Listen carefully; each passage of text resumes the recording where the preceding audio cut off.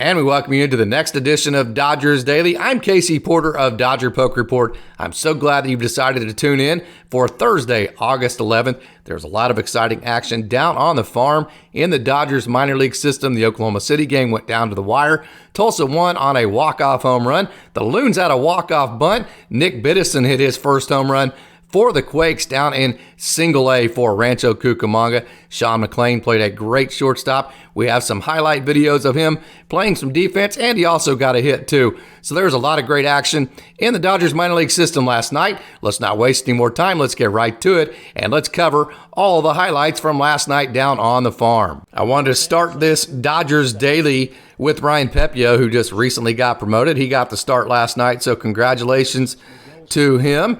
And Ryan Pepio, he has, the best changeup in, I think, all of baseball. Got promoted last night, got the start. So if you go to my social media, whether it be Twitter, Facebook, Instagram, or whatever it may be, I have every single pitch of his second inning. His four-seam fastball was 93 to 95.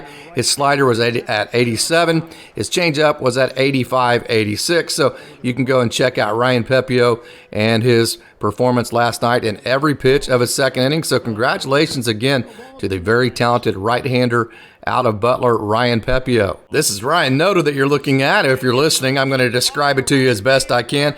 He went 3 for 3 on Tuesday night. He got 2 hits last night, including his 19th home run that you just saw, or I'm describing at least. He turned on a fastball, hit it way over the right field fence. It was hit 106.5 miles per hour. It traveled 431.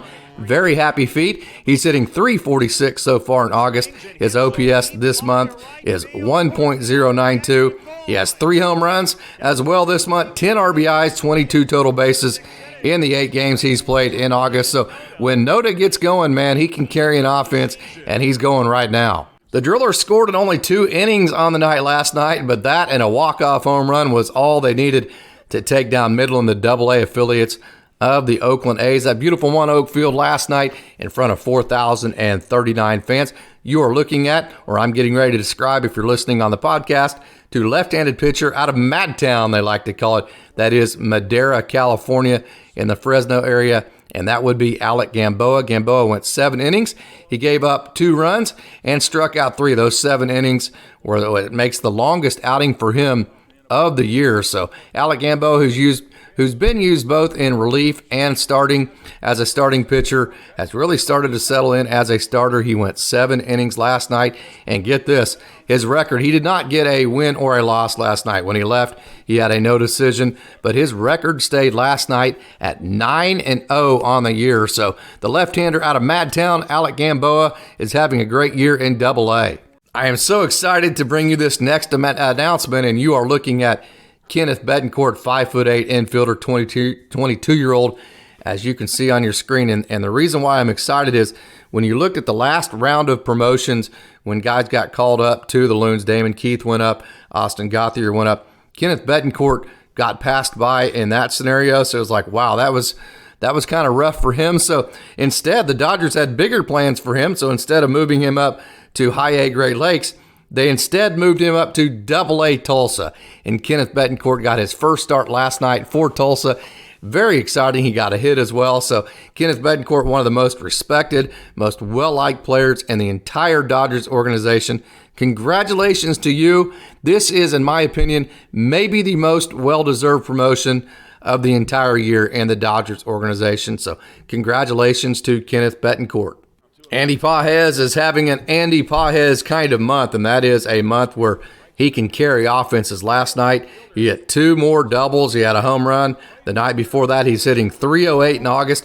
His OPS, get this, his OPS so far this month is 1.224, 1224. I said it yesterday. I probably said it the day before. I probably said it the day before that. But when this guy, Andy Pages, heats up, he can absolutely carry an offense. I have talked to more than one player. I've talked to managers at the professional level who have, to a person, told me he is the best player they have either played with or managed in their career. He is that talented. So Andy Pages starting to heat up in August. So I compared a right-hander out of the University of Tampa the other day, Jordan Leasure, to Ivan Drago, and that is because he's just simply a machine at this point. Since May 29th, now go ahead and sit down, get your popcorn out, and pay attention because you're going to want to hear this. Since May 29, Jordan Leasure, the right-hander out of the University of Tampa, has given up a grand total of 1 run. 1 run since May 29th, and during that period, he has 30 strikeouts and 0 walks. Let me say that again. Since May 29th, Jordan Leasure has given up 1 run. He has 30 strikeouts and no walks. I'm going to give you 3 guesses on how many runs he gave up last night, and the first 2 guesses aren't going to count. Probably the biggest buzz last night in the Dodgers minor league system, at least going into the evening, was the very first start for Nick Frasso, and he made his debut last night in the Dodgers organization for Great Lakes. This is every pitch of his first inning in the organization. He was drafted by Toronto in the 4th round, I believe, of the 2020 draft, and he came to the Dodgers with Moises Brito in exchange for, if you remember, Mitch White. The Dodgers gave up Mitch White and Alex DeJesus, who is a left side infielder, mostly a third baseman for Great Lakes this year. He hit 97 with his fastball last night. He showed a changeup and a slider. Lots of movement. He has a big frame to grow into. So with that 97, I don't think he's done filling out that big long frame. And you can see that late life he has on his fastball. It's already at 97. So Nick Frasso, a lot of excitement around him, and for very good reason. I do not ever miss an opportunity to brag on Antonio Knowles. He was spot on again last night for the Loons. Knowles is one of my favorite pitchers because I love the slider, and I just think he's a very, very, very good relief pitcher. And he gave it no runs last night, no hits in 2 innings that he threw. He can be very versatile. He can go multi-innings for you. He can give you 1 inning. He's gone scoreless in 3 out of his last 4 outings. And since the beginning of July, check this out, since the beginning of July, Antonio Knowles, the Key West native, has 20 strikeouts and just 3 walks, so he has been very, very good. Another young man that I love bragging about is League City native out of Texas, Braden Fisher. And, he gave up a leadoff triple that was kind of unfortunate. Jose Ramos came in on the ball. It got by him. And so he was put in a really difficult situation, but like he has done so many times this year, he just went to work. You were actually seeing him going to work after he gave up the leadoff triple, and he got 3 consecutive outs and did not give up a run in a game. At the time that the Loons were down 1 run, he slammed the door and allowed the Loons to catch up offensively, of which eventually Great Lakes won in the 10th inning with a walk-off bunt that we're getting ready to get to. So I always take the chance to brag on a right-hander out of League City, Texas, Braden Fisher, when I get a chance, because he is very, very good. So I let the cat out of the bag with my last video with Braden Fisher that the Loons won in the bottom of the 10th inning on a walk-off bunt, and you are seeing it right here. That is, I believe, Luis Diaz who bunted, and then that's Harold Restituyo that scored. The pitcher picked it up, threw it to third to back pick behind Harold Restituyo, threw the ball away, and Restituyo scored and won. And then you had this celebration for the Loons, a very exciting moment. The second walk-off in the system of the evening. The 2022 draft continued to shine, and you're seeing Nick Biddison hit his very first home run in the Dodgers organization. He is, I believe, a 4th-round draft pick out of Virginia Tech, so a lot of power for him. I will get to that here in just a minute. Yeah, 4th round utility player at Virginia Tech is what he was listed as. So the Quakes pounded out 9 hits en route to a 9-7 victory over Lake Elsinore, who is a single-A affiliate of the Padres. Again, this is Nick Biddison. He impressed last night with his big home run. He played a good third base. This is his first home run, like I said, in the Dodgers organization. He was drafted just this year in the 4th round as a utility player out of Virginia Tech as a Hokie, same as Carson Taylor. Carson Taylor was a Virginia Tech Hokie as well. He hit .351. Biddison did this year, or last year, I should say, in 2022 at Virginia Tech. He had 14 home runs, 47 RBIs. So big offense from right-hander Nick Biddison. I've had a chance to see Kyle Nevin many times when he was at Baylor, and he was always playing against my beloved Oklahoma State Cowboys. I'm so glad that he's on my side now. and he had 2 hits last night for the Quakes. He was drafted in the 11th round out of Baylor. So enjoy looking at the rookies. There's a good look at Phil Nevin's boy, Kyle Nevin, again, who came out of Baylor. I have a link to all of his stats at Baylor if you go to the article on this, on the Dodgers Daily article. And here is good video of him hitting a triple. And like I said, very good hitter. I've got a chance to see him many times. Very good player. Another 2022 draft pick, Sean McClain, had 2 hits last night as well for the Quakes. He was a 5th-round pick out of Arizona State. I also have video that I'm going to show you here in a minute of him playing really good shortstop. So Sean McClain, a very good prospect. Look at him hit that ball up the middle. I love, kind of looks like Austin Gauthier the way he uses the middle of the field. I think if you follow Dodger Poke much at all, you know how much I love Austin Gauthier. But there is Sean McClain with a couple of base hits, a good one up the middle. He had 2 last night, 5th-round draft pick out of Arizona State for the middle infielder.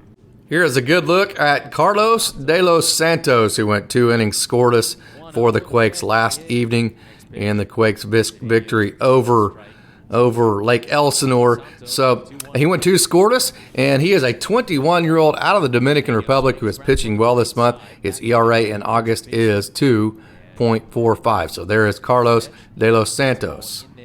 Right-hander Reynaldo De Paula threw 2 scoreless innings last night for Rancho. His ERA is down to 3.47. He's not allowed an earned run in August, spanning 4 outings, and has 7 Ks during that time to only 2 walks. His whip is just 0.67 during that time as well. And get this, his average against, meaning hitters only hit just 1 or .015, so 105 against the right-hander Reynaldo De Paula.